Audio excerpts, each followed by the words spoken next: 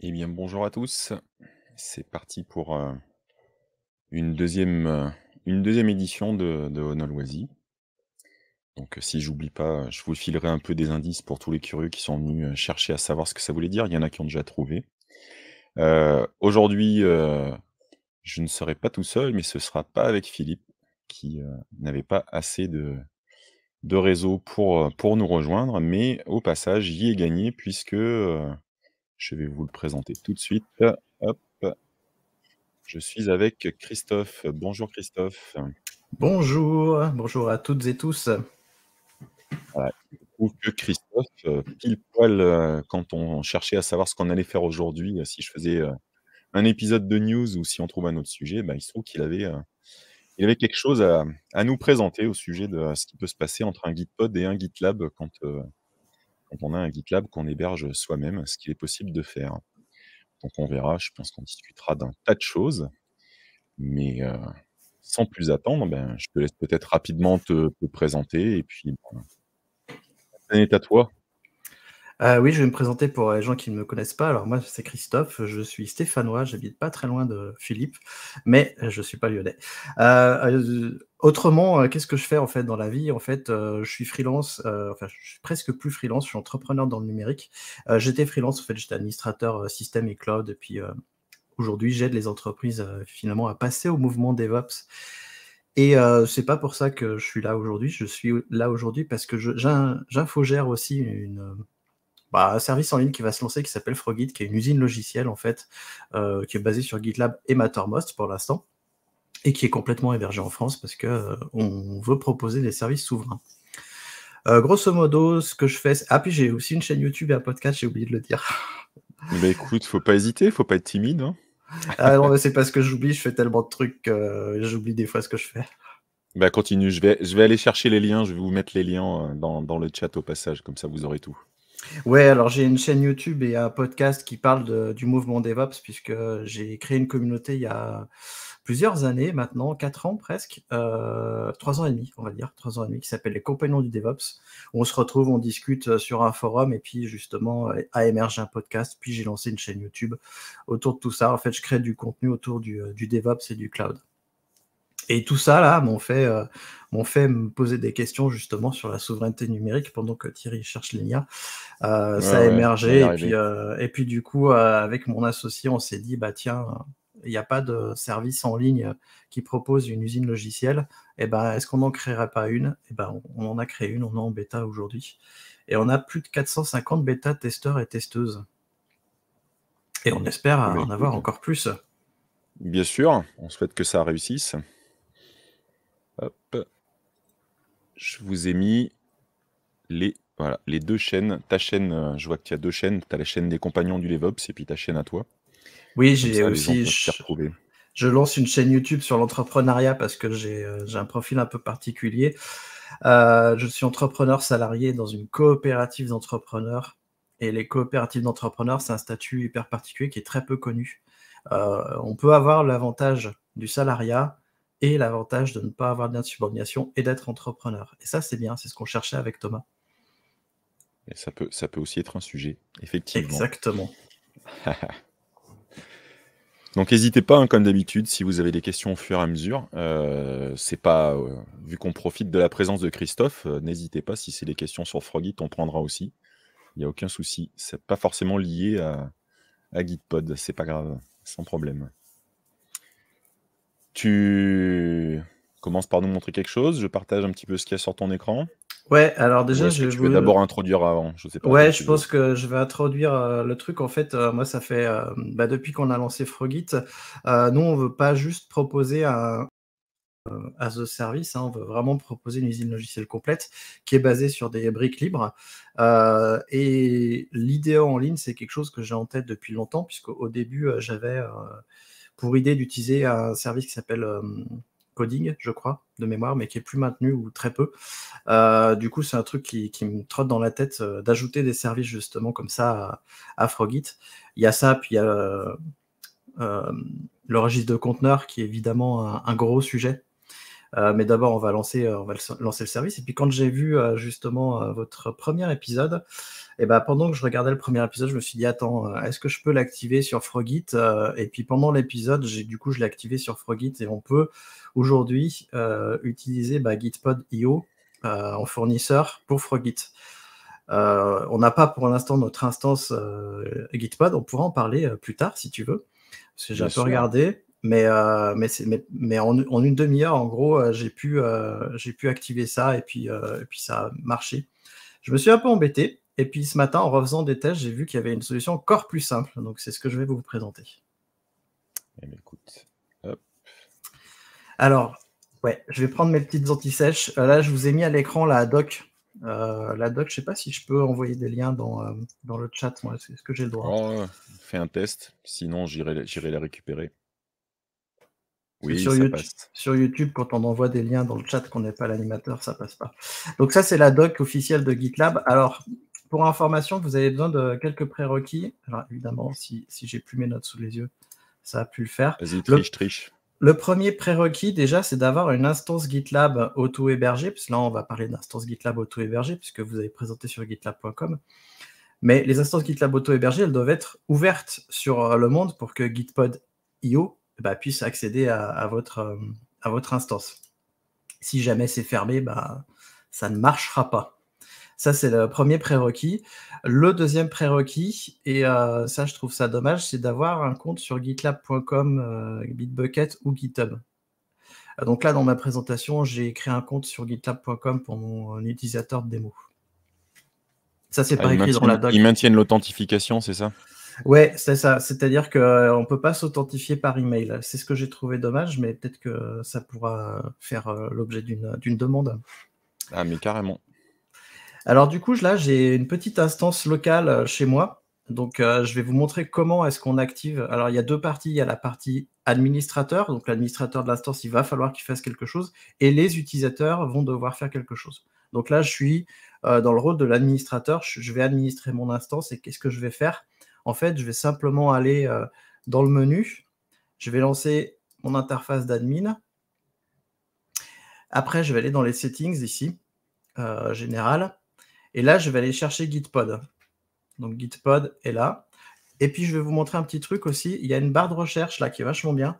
Si vous tapez des trucs, vous pouvez tomber directement dessus. Donc là, la seule chose qu'il y a à faire pour votre administrateur de l'instance, c'est cocher cette case et mettre l'URL du Gitpod. Donc là, on va utiliser Gitpod.io.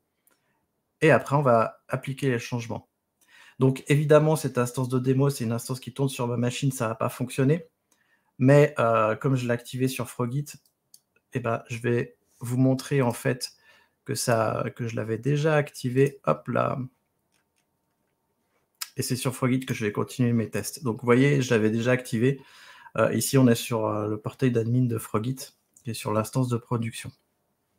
Donc là, l'administrateur, il a activé son Gitpod. C'est la seule chose qu'il a eu à faire, c'est cocher sur un bouton.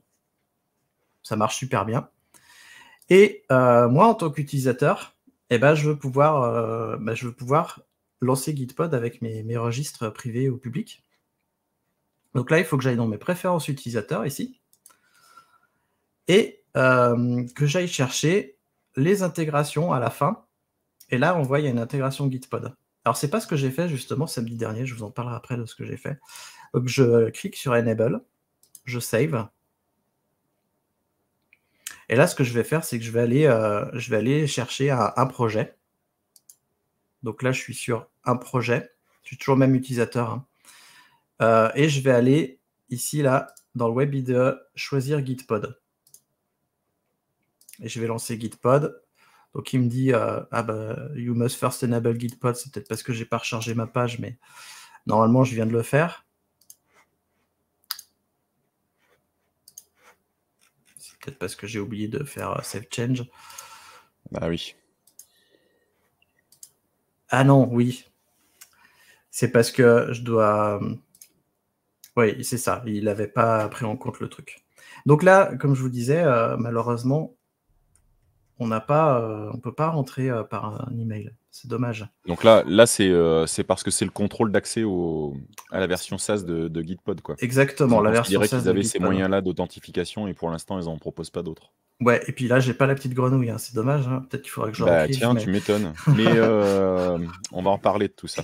et on va en parler. Donc du coup, Dis bonjour à Pauline, elle est déjà passée voir, même si elle comprend pas tout en français. bonjour Je Pauline. lui je lui ai dit qu'on allait repasser la voir. Juste pour être sûr, ah, là, je suis sur gitlab.com, hein, j'ai un utilisateur qui est le même, c'est CRTuto. Du coup, c'est lui que je vais utiliser, en fait. Donc, je vais continuer avec GitLab. Alors là, vous ne voyez pas, mais j'ai une fenêtre qui s'ouvre, qui me demande, en fait, si je veux autoriser Gitpod.io à voir mon compte GitLab. Là, j'autorise. Et donc là, il me demande, est-ce que vous voulez autoriser Lab4Git? Bah, je vais autoriser aussi Lab4Git. Vous ne voyez pas non plus, mais j'ai exactement la même C'est fenêtre qui les s'ouvre. pop-up classiques Ouais, d'autorisation, que ce soit GitLab, GitHub, c'est dès qu'on donne accès à son compte, c'est le même genre de fenêtre, hein. tout à fait. En fait, dès qu'on donne accès à une entreprise, à un service tiers avec le SSO de GitLab, il y a ce genre de choses. Quand on lance le chat, il y a ce genre de choses aussi. Donc, j'autorise Gitpod.io, mais sur l'instance Frogit. Et là, la magie s'opère. J'ai rien eu à faire. C'est là où il y a la magie magique. Ouais.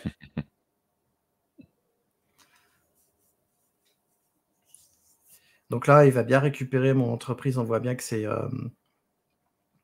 bien. Il a bien mis l'URL de Frogit.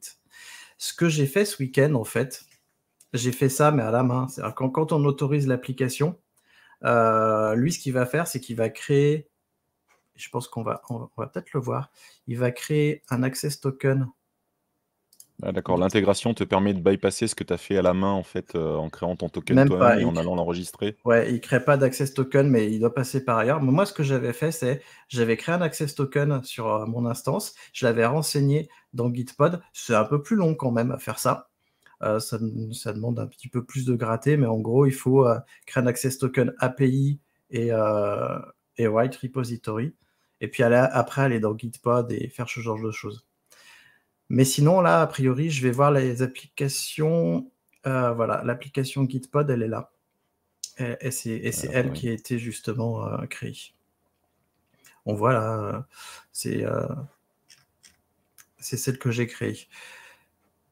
Donc voilà, ce que je voulais vous montrer, c'est largement possible de faire ça sur toutes les instances auto-hébergées publiques du coup, et de pouvoir aller après utiliser Gitpod. Ouais, pour utiliser la version SaaS, oui, effectivement, il y a pas de il y a pas plus que ça. Je pensais que c'était un poil plus complexe, tu vois? Effectivement avec Ils ont dû les simplifier les choses, je pense. ouais, ouais. Alors après, à voir, si c'est avec, tous les fournisseurs comme ça, mais comme ils ont fait ils ont un petit peu travaillé avec les gens de chez GitLab, c'est probable que ça ait facilité l'intégration. Puis GitLab, c'est open source, enfin, c'est toujours pareil. Quand on crée des canaux de communication, ça facilite les implémentations, hop. Exactement. Donc ça, Mettre dans la... c'était une première étape, c'était avec un GitLab et un Gitpod, extérieur et donc ce que tu disais, c'est qu'éventuellement tu regarderais pour avoir ce coup-ci un Gitpod qui serait auto-hébergé aussi quoi, Ouais, en voyant un contrôle un peu plus fin et plus sur ta propre plateforme finalement. exactement. Alors Gitpod ou un autre, pour l'instant, Oui, oui, on va poker, mais l'idée c'est ça, c'est d'avoir un web IDE hébergé par nos soins sur des infrastructures qui sont des infrastructures de droit français, hein, puisqu'on est là pour ça aussi. Et surtout, proposer à nos clients un environnement unique et packagé et pas avoir plein de bien fournisseurs sûr. pour tous leurs outils. Là, Entre aujourd'hui, on parenthèses, a... répondre sûrement d'ailleurs à la question, qui a été posée, la possibilité de paramétrer son propre IDC sur un Gitpod hébergé. Oui, quand on héberge son propre Gitpod, on choisit son système d'authentification à ce moment-là et ça permet d'unifier, en tout cas dans cette hypothèse-là, ou comme ce qu'a fait un petit peu aussi, il y a Idriss qui travaille aussi sur une plateforme où il va proposer, l'équivalent d'un OpenVS Code, plus un environnement qui lance des conteneurs, ce genre de choses. Tu as raison, il y a Exactement. plusieurs possibilités d'avoir un outil de ce type-là, effectivement. Ouais, tout l'enjeu pour nous, c'est de choisir celui qui va se démarquer celui qui répond le plus à nos besoins. Alors nous, on est tous des ops dans notre boîte, donc on n'a pas de dev. Mais bon, on fait du code hein, quand même, sauf qu'on fait du code d'infrastructure. Donc peut-être que les besoins sont à travailler avec nos futurs clients, justement. Euh, Petite parenthèse, ça me plaît beaucoup tous ces ops que j'entends parler en disant je suis ops, je ne suis pas développeur. Étant moi-même un développeur qui se retrouve maintenant à être ops, je comprends le chemin inverse et non, non, c'est possible d'avoir un pied des deux côtés. C'est du code quand même, hein. c'est Quand du on fait code de quand même. l'infrastructure as code, c'est du code, hein. C'est clairement du code, sans compter tout l'outillage autour. On écrit des tas d'utilitaires autour. Il y a du code pour faire vivre tout ce qu'on a besoin quand on est ops. Tout à fait. Mais moi, j'étais Effectivement, développeur à l'origine, en fait. Je suis devenu hop sur le tard. c'est pas grave, c'est pas grave, ça s'assume bien. Il n'y a aucun souci. Euh, je vois pas d'autres questions en soi. Bah, écoute, on va continuer avec mes questions à moi, justement, mais tu as commencé à y répondre. Donc, dans, dans cette vision que tu as, enfin, tu n'es pas tout seul, vous êtes deux associés, je crois, pour Frogit, c'est On ça? est deux associés, ouais. C'est Voilà. moi qui ai la vision produit, puis je suis le product owner et le CTO, mais on est deux associés. Donc j'imagine que vous envisagez, parce que tu as peut-être pas détaillé, mais certes aujourd'hui, Frogit va permettre d'avoir son code source. Il y a une instance GitLab disponible. Je crois que tu as déjà rajouté tout ce qui était la partie discussion sur... c'est lié à des projets, je sais pas trop, tu as rajouté un Mattermost, c'est lié à quel niveau en fait? Et bah, Mattermost est lié à l'instance, c'est-à-dire que n'importe qui est client chez nous ou qui bêta teste, hein, il peut créer s'il veut des groupes. Il peut en créer autant Ouais, qu'il veut. Hein. Il peut rejoindre le groupe principal de Frogit, puisqu'on a un groupe de Frogit. Et en fait, quand tu es dans GitLab, que tu crées un groupe, il te propose automatiquement, quand il y a une instance Mattermost liée, il te propose de créer justement une le team, canal si tu l'appelles correspondant, ouais. une team. Ouais, C'est plus qu'un canal, c'est une team, et après tu crées autant de canaux que tu veux. au sein de cette team, d'accord. Donc une collaboration, voilà. Ça évite d'avoir encore un autre outil à côté, un Slack, un Discord, un Teams, un que sais-je. Comme ça, tu es intégré déjà à cet outil-là. Est-ce qu'il y a d'autres briques que tu as en tête relativement proches? Donc là, tu nous as parlé, c'est déjà un gros morceau d'avoir un environnement de développement de type Gitpod ou de ce type-là. Est-ce qu'il y a d'autres briques que tu trouves intéressantes dans un avenir pas trop lointain? Ouais, déjà, on peut dire que les briques de base, c'est toutes celles qui sont dans GitLab. Le Oui, GitLab, l'ACI, les pages, et puis le chat. Et après, ce que je vis, c'est le registre de conteneurs, parce que le registre de conteneurs de GitLab, il est bien, mais il ne me convient pas. d'accord. Il est pas assez Oui, il est poussé. spécifique un peu quand même. Ouais, Ouais, il manque des choses. Et donc là, on va poker plein de registres de conteneurs et puis voir si on peut les intégrer avec le SSO, parce qu'il y a ça l'idée aussi, de pouvoir intégrer ça avec le SSO. bien Et si sûr. on peut pas développer des choses et proposer à la communauté ce genre d'outils. Et après, en effet, il y a l'IDE en ligne. Alors, je dis après, ça dépendra tout de nos premiers clients, parce que c'est les Bien sûr. premiers clients qui vont nous dire, et c'est eux qui vont nous dire leurs besoins. Nous, on a Et besoin de après, ça. S'il vous plaît, commencez par ça. c'est ça. Et après, je me suis pas encore projeté, parce que déjà, ça fait beaucoup. Et surtout, je veux Oui, avoir le retour des premiers clients qui me diront, bah voilà, on a besoin de ça, on a besoin de ça. Et puis, l'idée, c'est de proposer un environnement intégré pour le code. J'ai quand bah, même c'est des déjà bien petites assez idées. ambitieux, effectivement. À deux personnes comme ça, vous vous lancez Bah, dans un beau challenge, intéressant, mais un beau challenge quand même. Ouais. C'est du costaud un peu quand même. l'objectif, c'est qu'on soit plus que deux après. Ouais, j'imagine bien. Bon, je crois qu'il n'y a pas Bah, plus de questions. Ils doivent être tous être timides, ou alors ils t'ont déjà tellement vu, tu es tellement présent, c'est pour ça. je pense pas sur Twitch. Je crois que c'est la première fois que j'arrive sur Twitch. J'ai pas de chaîne Twitch. Il y a une Je première fais à des tout. lives ailleurs. Oui, Mais ouais, oui, il y a pas. les gens que je vois dans le chat, je les connais, ouais. Ils passent sur ma chaîne. Eh ben, écoute, qu'est-ce que je m'étais noté? Je vais vérifier. Je m'étais pris des petites notes à côté aussi. Bah, si tu veux, on peut parler de l'infrastructure. Je sais pas si toi, tu as regardé pour monter un Gitpod. Oui. Toi, de ton côté, Oui, tu as j'ai commencé à regardé. regarder, oui. Bien Parce que sûr, moi ouais. aussi, et c'est vrai que c'est un peu touchy. On peut peut-être en parler aux gens qui nous intéressent, sauf si ça les intéresse pas de parler Bon, d'infrastructure ils nous Gitpod. disent rien, alors s'ils sont pas contents, ils nous le diront à ce moment-là. Non, non, c'est très bien. Oui, oui, j'ai un peu regardé, mais c'est vrai que là, on rentre pour l'hébergement. Gitpod fournit quand même quelques outils. Ils ont des installeurs, des choses comme ça pour essayer de commencer à aiguiller. N'empêche que l'infrastructure autour, elle va pas se monter toute seule. Non, c'est Et ça. Et puis il y a une grosse. Des prérequis intéressant. Je retourne sur la page des prérequis. C'est alors je la trouve pas forcément ultra complète la doc, mais c'est parce que je suis habitué au doc de GitLab, c'est pour ça. Alors hop, je sais pas si tu as toujours mon écran. Oui, je l'ai repartagé, ouais, justement. Voilà, Bah, donc là, elle s'est pas mal étoffée, cette doc. Elle est claire, mais c'est vrai qu'il y a notamment le secteur du self-hosted. ouais, c'est ça, c'est Il le se passe beaucoup de self-hosted. choses sur le Discord qui est réinjecté au fur et à mesure, mais effectivement, ils ont besoin d'avancer, je pense, sur toute cette partie-là. Exactement, voilà, c'est ça. Donc dans le self-hosted, on doit avoir soit un K3S, soit un Kubernetes managé d'un des trois grands. Alors ça va être compliqué parce qu'il n'y a pas de Kubernetes Vanilla. Donc là, il va falloir travailler dessus de notre côté si on veut intégrer. Et puis, il y a d'autres petites choses. Donc il y a les DNS, Côté ça c'est DNS, classique. ouais. Ingress, ça c'est classique. Et il faut une base de données. Et puis, quand tu passes à l'installation, c'est là où tu as plein de... Bah ouais, tu n'as plus K3S, du coup. Ah oui, ils le font disparaître à l'étape. Ah oui, c'est Ouais, étonnant. Pourtant, l'étape il y a, installation. il y a effectivement des. Enfin, je suis pas mal ce qui se passe sur le Discord et il y a beaucoup de gens qui sont d'abord passés par K3S avant de se lancer sur un autre service. Ouais, Ah, effectivement. c'est Ah, tu ça. vois, Oui, alors c'est ça. Il demande à avoir Ah, un conteneur interface Calico. Nous, c'est pas celui qu'on a choisi. ouais. Un Kubernetes et puis conteneur D. Donc, si tu pars sur du Kubernetes Manager, ce que je conseille en tout cas aux gens, il faut que le Kubernetes Manager, tu puisses demander à conteneur D un Calico. Oui, c'est oui, non négligeable comme prérequis. Ouais, et ce que j'espérais trouver en fait, et que j'ai pas trouvé sur la doc, c'est justement un dessin d'architecture des éléments en fait qui forment Gitpod. Et je pense qu'il doit être quelque part, mais je l'ai juste pas trouvé.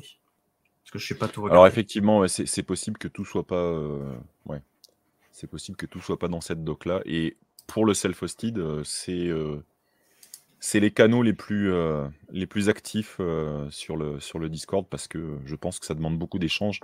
Donc je sais que la doc elle est retouchée régulièrement, mais à mon avis, ouais, il manque encore pas mal de choses.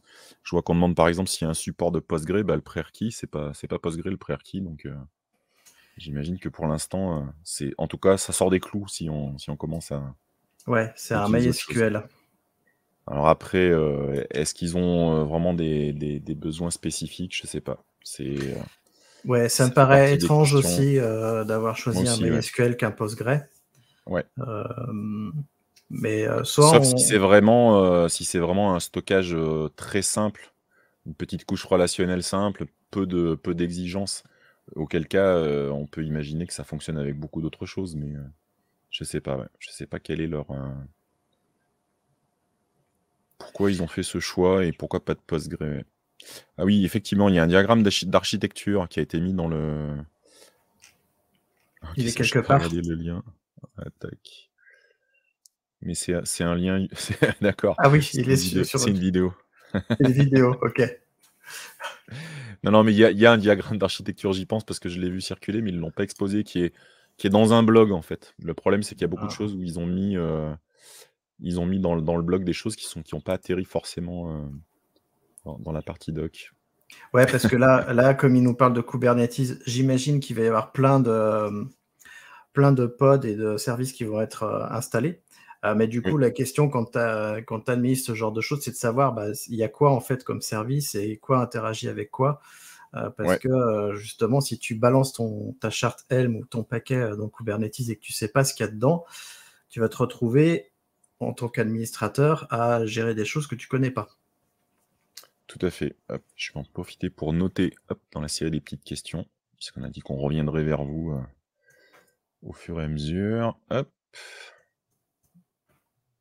Donc, ouais. Le support Postgre, c'est vrai que c'est une question ultra valide. Et puis l'autre point, comme tu dis, détailler les éléments qui sont réellement déployés, parce que certes, c'est une grosse avancée quand ils ont fourni cet installeur, mais si on ne sait pas ce que l'installeur fait, c'est pas quelque chose que je conseille de déployer à l'aveugle, c'est pas terrible.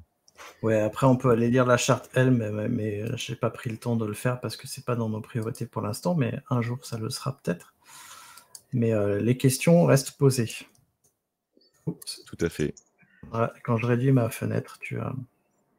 Ouais, il y a un petit temps de... C'est pas très grave.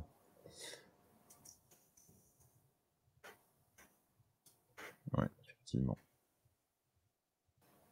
Mais de toute façon, on s'est inscrit, alors peut-être pas dans les prochaines émissions, mais c'est un sujet, évidemment, avec Philippe, on a envie de piger un peu cette histoire de self-hosted, parce que ça me paraît...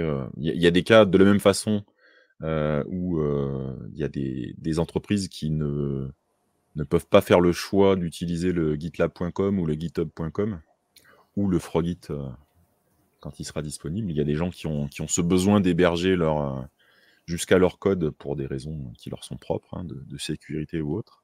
On ne peut pas permettre d'ouvrir un Gitpod, quelle que soit la qualité de l'outil, s'il n'est pas dans les mêmes conditions de maîtrise. Bah, typiquement, nous, on va commencer à utiliser le SaaS Gitpod sur nos projets publics, pas sur nos projets privés. Oui. Et je sais que j'ai des prospects qui, justement, nous disaient qu'ils cherchaient des solutions hébergées en France parce que légalement, ils n'ont pas le droit d'héberger leur code ailleurs que sur des forges de Ah droit oui, français. oui, bien sûr, oui. Et puis, oui, oui, il va y avoir ce cas-là Donc, qui va un rentrer, bien sûr. Gitpod français, ça peut être intéressant. Surtout que moi, je crois beaucoup, on en a parlé un peu en préparant l'émission, je crois beaucoup à la réduction de la taille de nos machines et je crois beaucoup à la virtualisation du poste de travail. Oui, il y a un ensemble de choses qui sont en train de se croiser aujourd'hui et effectivement, ce type d'outil, je pense, on va en avoir d'autres, hein, il n'y a pas de raison. Il y a eu des opportunismes côté, par exemple, GitHub de sortir leur workspace à eux. On a IntelliJ enfin, qui a proposé aussi quelque chose et je pense qu'on verra d'autres acteurs amener ce genre de solution parce que effectivement, comme tu le dis derrière, il y a quand même une différence entre avoir une installation de Gitpod managée aux petits oignons où on sait les ressources qu'on consomme et qu'on consomme seulement quand on en a besoin, et à côté, avoir une équipe de 150 ou 200 personnes qui ont besoin d'accéder à tout ça. Et le choix de la machine va forcément avoir un coût pour l'entreprise. Et au-delà de l'entreprise, il n'y a pas que le financier, un coût écologique aussi, je pense.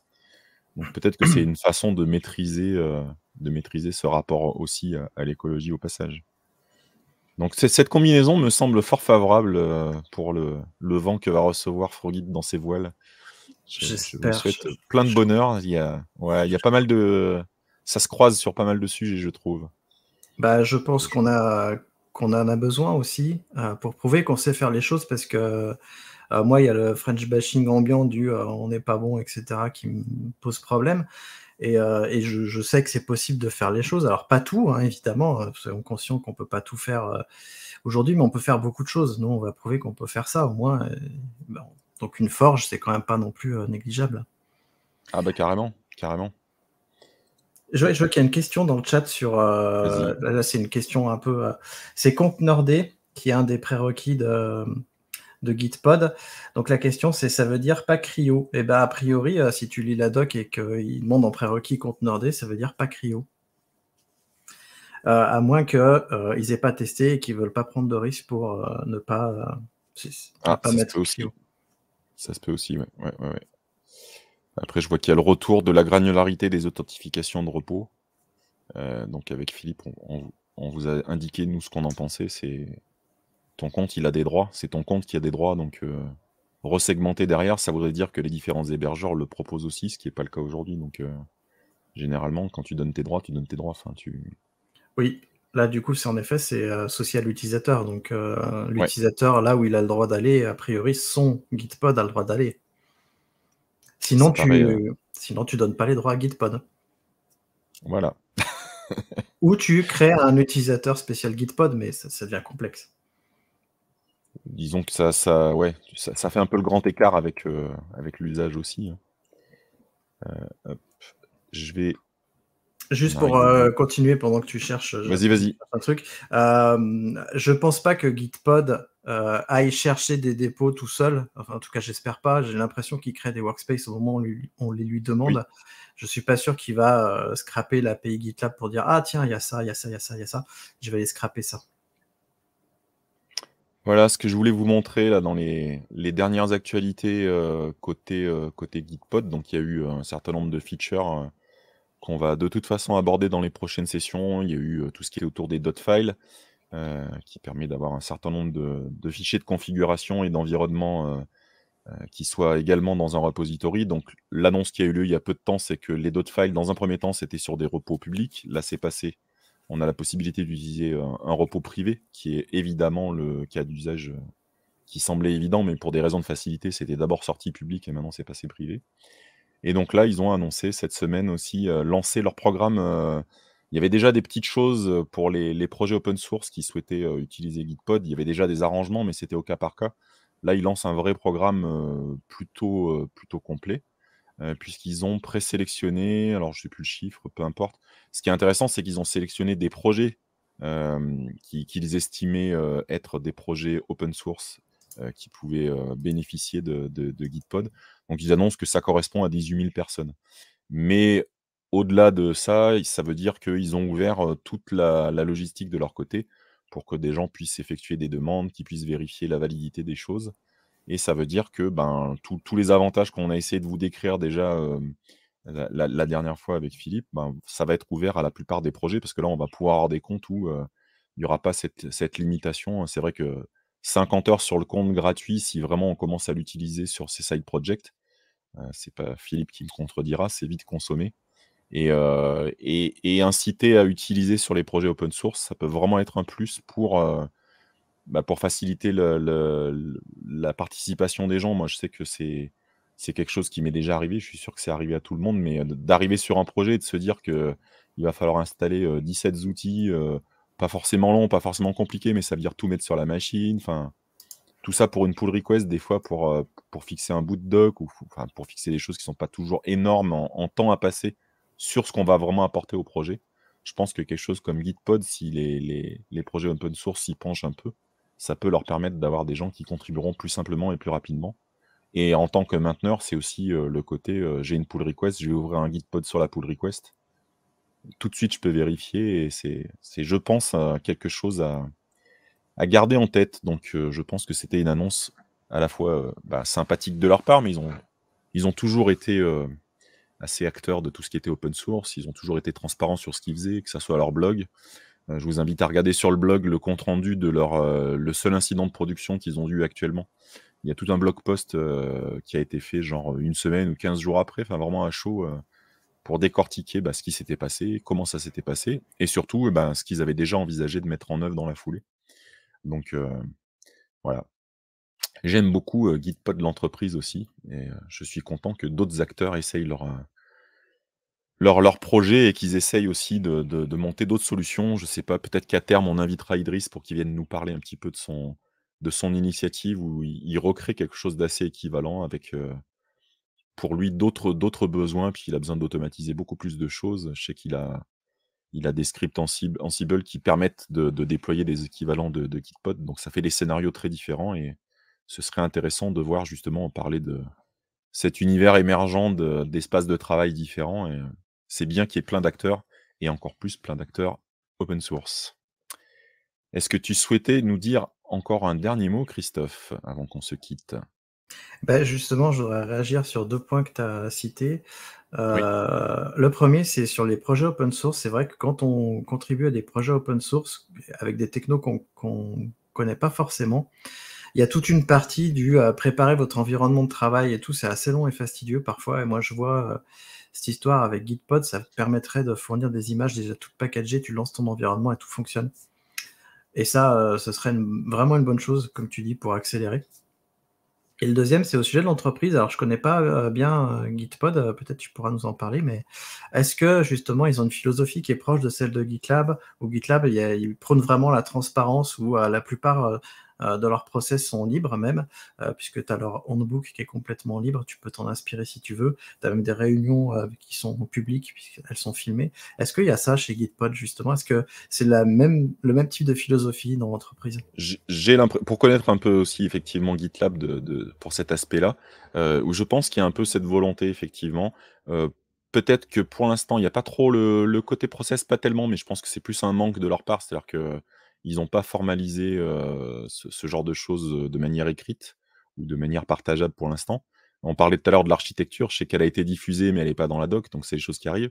Et pour ce qui est de la transparence, c'est même sûr et certain, puisque régulièrement, donc ils font ça par le biais du Discord, mais ils proposent des séances où ils développent une feature, la personne qui la développe en partageant ce qu'elle est en train de faire.